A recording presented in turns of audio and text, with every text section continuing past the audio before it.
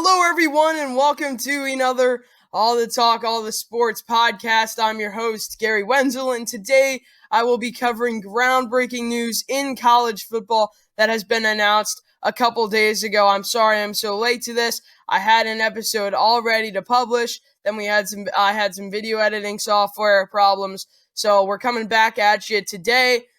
So it's a little late, but I'm sorry about that. But I do have some new news that I wouldn't have had if I published that episode earlier.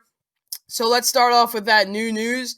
The Washington Redskins have officially announced that they will not be the Redskins anymore. They will be changing their name. That is a big process to go through, as you can imagine. Think of everything that their logo and their nickname is on. So that's a big process. The first step of the process is officially announcing it. That's done now. So they're currently working. They might have a new name already. They just not announced it. But they are working hard to get this back to 100% complete process with the new name change. So that's basically everything I wanted to cover there. Next, we have in my leagues, in this episode, the Ivy League, the groundbreaking news in college football. The Ivy League has canceled their fall sports officially, so that's sad news to hear for all the Ivy League athletes that play just their sport, and if it's their senior season, it's even more sad, but they will not be having a 2020 fall season, the Ivy League has announced, so that's that. They're the first conference to do that. I think they will be the only conference to do that. Not much money goes into the Ivy League athletically as far as those schools, as they're primarily academic schools. So I think that will be the only conference to actually cancel their fall sports this early. Depending on how everything else falls out, I could see them not being the only one. But right now, if I had to choose today and fall sports was starting tomorrow, I'd say Ivy League's the only one starting. Canceling their season due to their lack of money going into their athletic departments.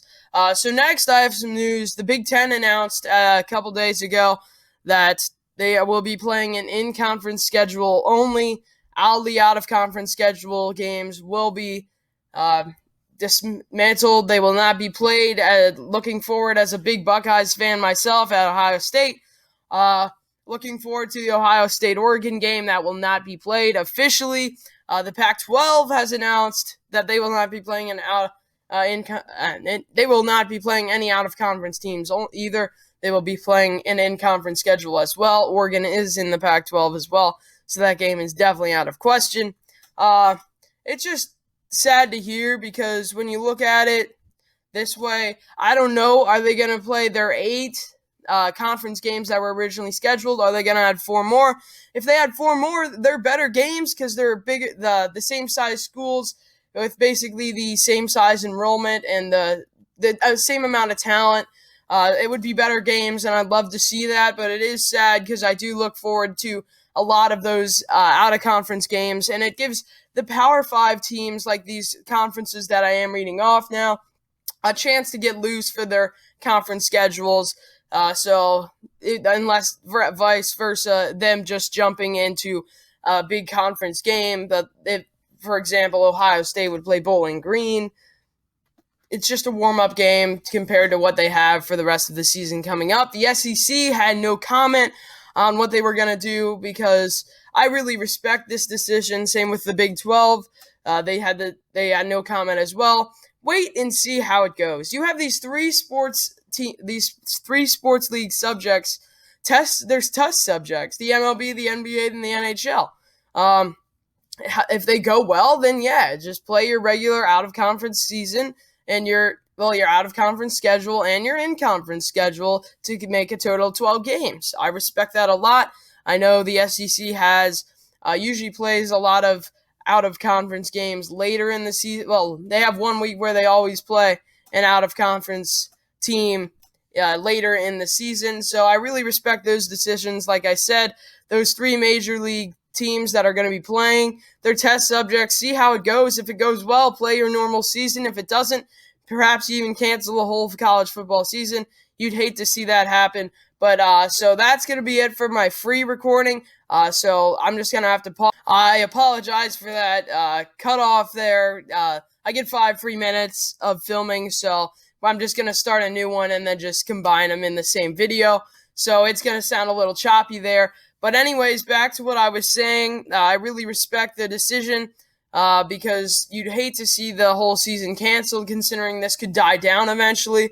But I really respect their decision all in all because I'd love to see out-of-conference games played. The ACC, I have not discussed them. They are considering a conference-only schedule. So, like I said, I have this in my notes as well. MLB, NHL, and NBA, I believe, they're going to be test subjects for the NFL and the college football and college fall sports. If they go well, then, hey, we can play football in a regular season format. So that's a good – the college football and the NFL have the best placement of timeline of where everything that has happened and is yet to happen. They have the best placement. They still haven't even been affected yet, considering the MLB hasn't even played a single game, and they should be past the halfway mark almost in their season already. So the football and fall sports kind of lucked out with how the timeline of this whole thing happened. I'm thinking there's going to be no fans in stadiums, but in some stadiums, I think there might be a limited amount of fans depending on the state laws and the state regulations. They might just take it, for example, I mean, imagine Ohio State going into Penn State this year, which they're supposed to, and no fans when there's usually 106,000 in a whiteout condition at 8 p.m., 30-degree night in October. That's exciting stuff, but if that's not happening, the home field advantage for Penn State's gone, and it's just going to be the better team's going to win. So I'm not saying that's Ohio State at all, but I'm saying it's just going to be a football game. There's going to be no other factors in it. So you'd at least want to see 30,000 in the stadium, making a little bit of background noise. It would be nice to just have stadiums have a limited number of fans. Obviously, it would be best to have a full number of fans. I don't see that happening right at the beginning of the season, but I can see it maybe happening towards the end. But another thing I wanted to talk about was postseason. The college football playoffs. We all want to see that. The out-of-conference the in-conference schedule could affect that. Bowl games. We all want to see bowl games. We all want to see that Christmas football that we love to see in college football.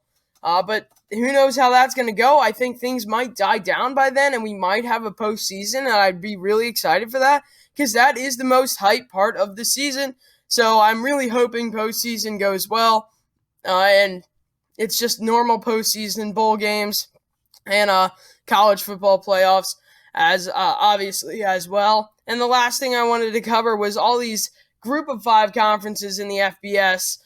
They didn't make any decision, but they take in so much money from these big schools when they go play them at their home stadium because in conference, the conference makes their conference schedule, but out of conference, it's kind of like high school. Like the big school like Ohio State calls Bowling Green, hey, you want to come play us this date?